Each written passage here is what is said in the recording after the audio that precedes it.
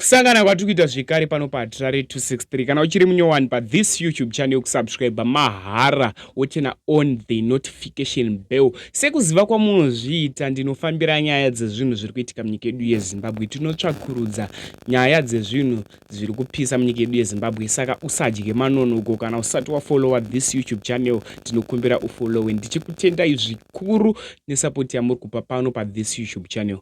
Sekuziva kwamunozviita maupdates epanapa tinoyana kuti kamabatanidza kuitira kuti mukasike kuwana manews updates ezvinhu zviri kuitika munyika yedu yeZimbabwe akati wandei pasame video. First story, first update inyaya yaWilliam Chinyanga. William Chinyanga muzvarwa akazvarwa muno muZimbabwe ane 54 years asi ari kuUK. William Chinyanga muna 2019 vanomuziya muna 2019 akabuda achiudza vanhu vemuZimbabwe, akaita mavidhiosi akati wandei achiudza vanhu vemuZimbabwe kuti protestai, pisai mota dzemapurisa, rovai mapurisa, itai zvinhu zvakashata munyika yeZimbabwe. So zvanoda kuti mutange maita, da kuti muone video. First video rake ndozokuisirai rechitutu vatatsudzura nyaya yekupesera yaHoliday. Sikada kuti munzwe zvaitaurwa naWilliam Chinyanga. Ndo vandadzoka ndichitaura kuti why ndadzoka neupdate iyi muzuva ranhasi. Ndatinzwei. I'm giving the strategy for Zimbabweans right now. Operations must be at night. Bomb any petrol station you come across with. Put fire on any police vehicle you come across with. Put any petrol bomb on any police vehicle you come across with. Beat any police you see. Ndadzingwa kubasa nenyaya yezvinhu zvakaitika kwandiri. So handisi kuenda kubasa, ndadzingwa kubasa. I'm going home now. My parents aona zvinhu zviri pamaindaneti nezvese zvese zviri kuitika pandiri.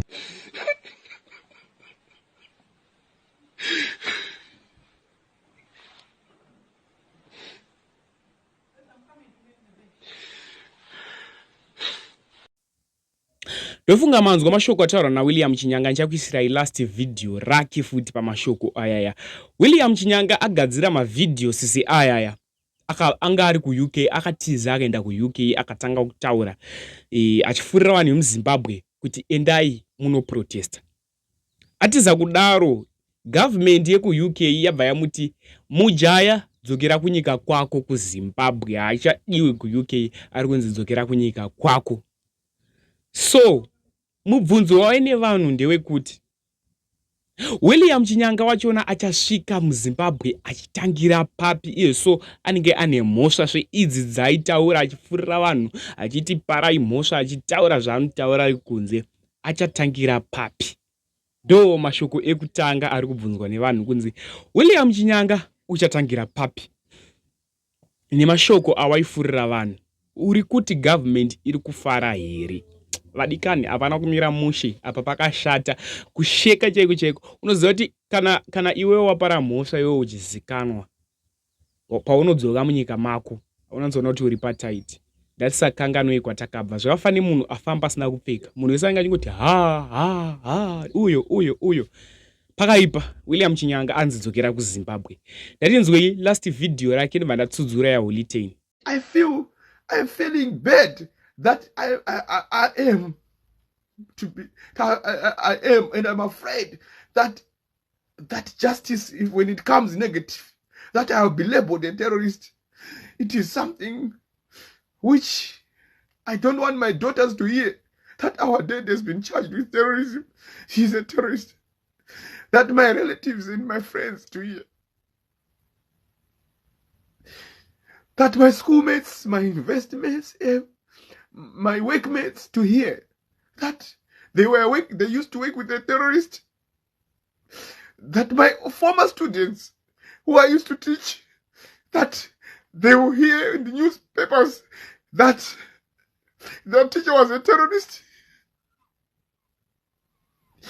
My former girlfriends, whoever came across me, that person who used to be with you was a terrorist. It's a conviction in me, and I don't want it to happen like that.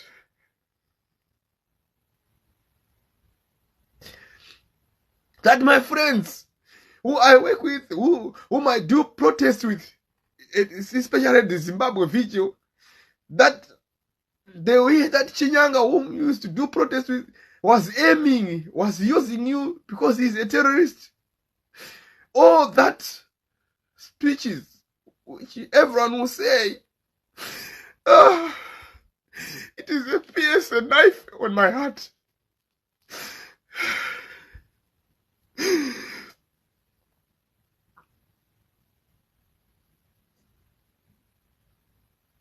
Next update inova last update yedu ndea Holitain. Holitain pakatengerwa Daisy Mutukudzi, mukadzi waOliver Mutukudzi, mota. Holitain pane mashoko akakomenta, zvisinei akomenta mashoko akakomenta panyaya ya Daisy Mutukudzi paakatengerwa mota. Wikineo Chivhayo haana kufara nazvo, akatsamwa zvikurukurusa zvakatumwa kuti seWikineo vaindi unfollowa Holitain paInstagram. Unfollowa Holitain paInstagram. Holitain akabva enda kuchatira Wikineo Chivhayo zvikanonzi komdara mandi unfollowa kwakanaka here. Wikineo Chivhayo akabva nyora mashoko ekuti tanga waita respect, ziya munhu waunotaura naye, andisi welevel rako Holitain. Ende wakagadzisa mashoko wakataura pa social media uchikumbira regerero, ndinokutema nemota. Holitain abva apindura iye achiti, musafunge kuti kusapota kwandinoita part ndiri kuda mota. No, hanzi handisida mota, ndikutongosapotawo president nekuti ndinowafarira. Mashoko aya ari kupisa ma-streets e-social media, ndo mashoko ari kutrenda zvaizve zvataurwa naHolitain. Audio yaizvezvi hunyoro huno hatirari 263 haanonoke kukubatisa nyaya dzacho. So da kuti munzwe audio yaHolitain achiudza vaWikineo kuti musafunge kuti ndiri kunyengerera mota kana kuti ndiri kuda mota.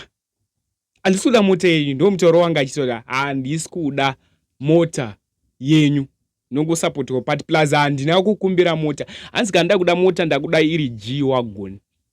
Ndinokumbira kuti zvadofunga mucomment section pamusoro penyaya yekuti boyere yaitwa naHolitain. Boyere vanhu vabva vabuda mastreets social media vachitaura kuti Holitain, the leader of the youth, aratidza hurume hwake nhasi. So da kusiyai muchinzwa audio, wapedza kunzwa audio utaura zvaunofunga mucomment section. Ndichitenda zvikuru nesupport yamuri kupa pano this YouTube channel. Aiwa, makanyanya, support yenyu inotisvitsa kure. Ndifarira kunyangura manyotaipa ndaniwo ini yangu yandifarira kunyangura manyotaipa ndaniwo addressa 3 issues. Number 1 nyaya dzana Daisy, I feel like legacy yatukuka ifana ngosiwa yakadaro because pachatangavhura hombe, and every man being a man chaziya zvakawanda.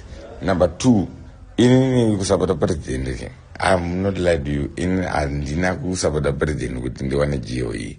The fact that you're even telling me you want to buy me a GOE is insulting. Inini kana ndikuda nditengera mota ndikutengera pa G-Wagon zvaizvezvi ndo zvandikuda.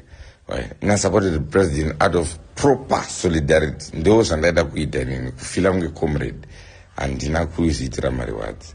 So whether ndichatsura vanhu kuvaudza chokwadi chandofila or not, it's not based on the fact that I feel like I can get rewards from ZANU-PF. I support the ZANU-PF from a point of patriotism. Ndinoto believe kuti madra